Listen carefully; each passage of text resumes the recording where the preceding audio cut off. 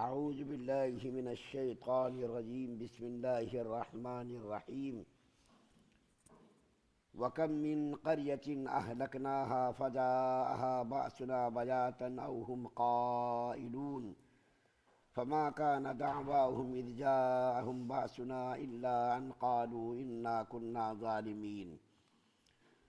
اور بہت بستیوں کو ہم نے تباہ و برباد کر دیا اور ان پر ہمارا عذاب رات کے وقت پہنچا یا اسی وقت میں کہ وہ دوپہر کے وقت آرام میں تھے۔ سو جس وقت ان پر عذاب نازل ہوا اس وقت ان کے منہ سے بجز اس کے کوئی بات نہ نکلتی تھی کہ واقعی ہم ظالم تھے۔ سورہ اعراف کی آیت نمبر 4 اور 5 آپ کے سامنے پڑھی گئی ہے۔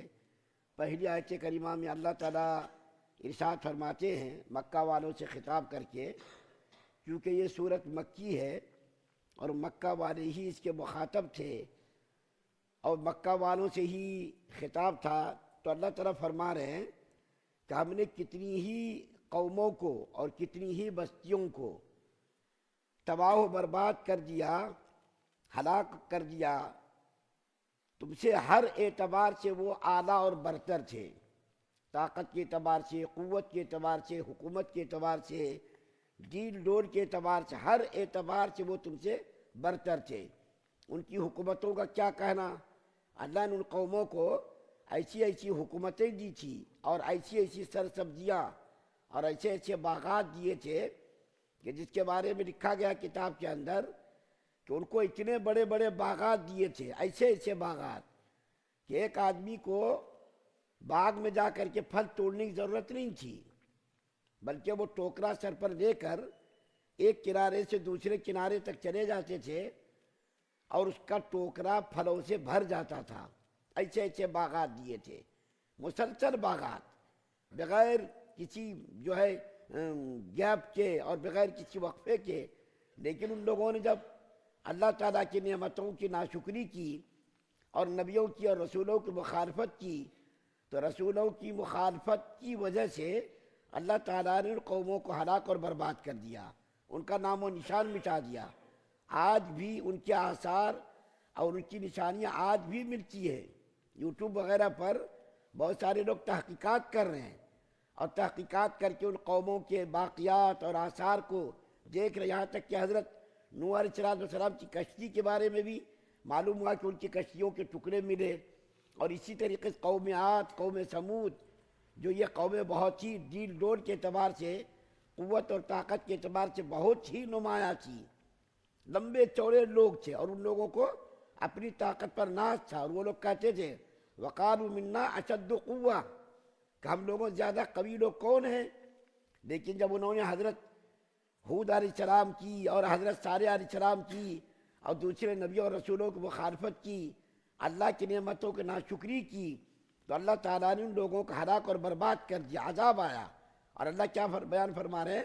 ان کے اوپر عذاب کب آیا؟ رات کے وقت آیا یا دوپہر کے وقت، جب وہ لوگ قیلولہ کر رہے تھے، آرام کر رہے تھے۔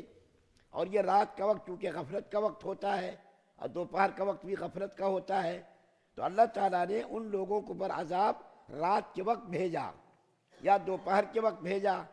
اور جب ان کے اوپر عذاب آیا تو ان لوگوں، دوسری آیت کریمہ کے اندر اس کا ذکر ہے، جب اللہ کا عذاب ان کے اوپر آیا تو عذاب کے آنے کے وقت ان لوگوں نے اقرار اور اعتراف کیا۔ کیا اقرار کیا؟ ہم لوگ واقعتاً ظالم تھے۔ عذاب آنے کے بعد، جب اللہ کا قانون ہے، ضابطہ ہے کہ جب عذاب آ جاتا تو اس کے بعد وہ عذاب ٹلتا نہیں۔ عذاب آنے سے پہلے، تباہی اور بربادی نازل ہونے سے پہلے اللہ تعالیٰ اس کو موقع دیتے، مہلت دیتے، ابھی بھی سمجھ جاؤ، ابھی بھی سمجھ جاؤ۔ لیکن جب وہ لوگ نہیں سمجھتے اور جب ان لوگوں کو خواب غفلت سے جب وہ لوگ بیدار نہیں ہوئے تو پھر اللہ تعالیٰ کا عذاب آیا، ان کو برباد کر دیا، ان کی نشانیاں مٹ گئیں، ان کے نام و نشان مٹ گئے، ان کے بڑے بڑے مضبوط قلعے تھے، وہ قلعے جو کھنڈرات میں تبدیل ہو گئے۔ تو اللہ تعالیٰ فرما رہے ہیں کہ مکہ کے لوگوں، ابھی بھی تم کو سمجھنے کا موقع ہے، ابھی بھی تم کو سمجھ جانے کا موقع ہے کہ اگر تم لوگوں نے ابھی بھی تم لوگ اگر ابھی بھی نہیں سمجھے اور ابھی بھی تم لوگوں نے نبی کی بات نہیں مانی، جو انجام ان قوموں کا ہوا، ناشکرے لوگوں کا ہوا، ناشکری قوموں کا ہوا، وہی انجام تمہارا بھی ہوگا۔ اللہ نے تم کو مہلت دی ہے، موقع دیا ہے، ابھی بھی سمجھ جاؤ۔ اور اگر عذاب آیا پھر وہ ٹلے گا نہیں، اور تم اس وقت اعتراف کرو گے اپنے جرم کا، اور نبی کی مخالفت کا اعتراف کرو گے، واقعتاً ہم ظالم ہیں، تو اس وقت پھر اللہ کا عذاب ٹلنے والا نہیں۔ تم کو نبی کی مخالفت سے باز آ جانا چاہیے۔ اور اللہ تعالیٰ کسی قوم کو اس وقت تک ہلاک نہیں کرتے جب تک کہ اس قوم پر اتمام حجت کے لیے نبیوں کو نہیں بھیجتے۔ جب بھی اللہ تعالیٰ نے کسی قوم کو ہلاک کیا، برباد کیا، اس وقت ان کو ہلاک اور برباد کیا جب ان کے درمیان کسی حاجی کو بھیجا، کسی نبی کو بھیجا، کسی رسول کو بھیجا۔